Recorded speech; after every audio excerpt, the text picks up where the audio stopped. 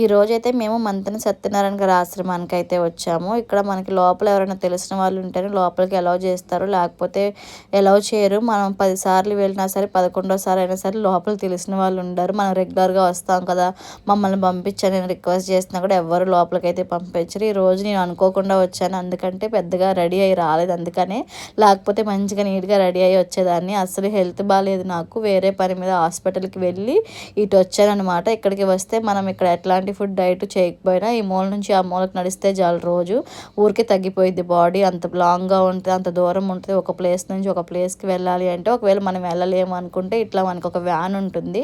ఆ వ్యాన్లో వాళ్ళే తీసుకొస్తారు. మనం ఎక్కడ వెళ్ళాలి, ఎక్కడ ఆగాలి, ఏ ఫుడ్ దగ్గరికి వెళ్ళాలి, యోగా సెంటర్ దగ్గరికి వెళ్ళాలా, లేకపోతే మనం ఏదన్నా వార్డు దగ్గరికి వెళ్ళాలా అనుకుంటే వాళ్ళకి చెప్తే వాళ్ళే మనల్ని తీసుకొస్తారు. నాకు ఇంకా కొంచెం దూరం నడిచేపాటికి ఇంక నా ఓపిక అయిపోయింది అనిపించింది. అందుకే ఇంకా వ్యాన్ అయితే ఎక్కేసాం. ఈలోపు జాను కూడా పడుకుండిపోయింది.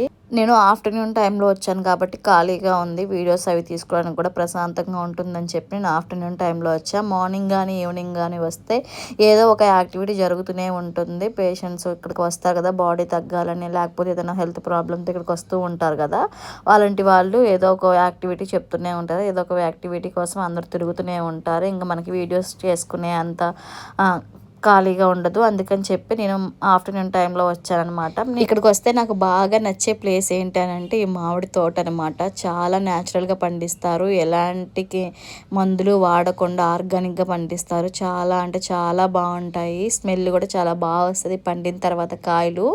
నాకు ఎప్పుడైనా 1-2 కాయలు తీసుకొచ్చి ఇస్తారు. ఇక్కడ ఒక కాయ తిన్నా కూడా మనం బయట 10 కాయలు తిన్నా కూడా అంత టేస్ట్ రాదు, అంత టేస్టీగా ఉంటుంది. ఒక కాయ తిన్నా కూడా చాలు అనిపించే అంత టేస్టీగా, అంత తీయగా ఉంటుంది. కాయ కూడా పెద్దగా ఉంటుంది, చాలా బాగుంటుంది. చాలా కిందగా వేలాడుతూ ఉంటాయి కాయలు కూడా. అన్ని మనం పట్టుకొని టక్మని కోసేయచ్చు. కాకపోతే ఇక్కడ వాళ్ళకి కోయకూడదు అనమాట. సీసీ కెమెరాస్ అన్నీ ఉంటాయి ఇక్కడ.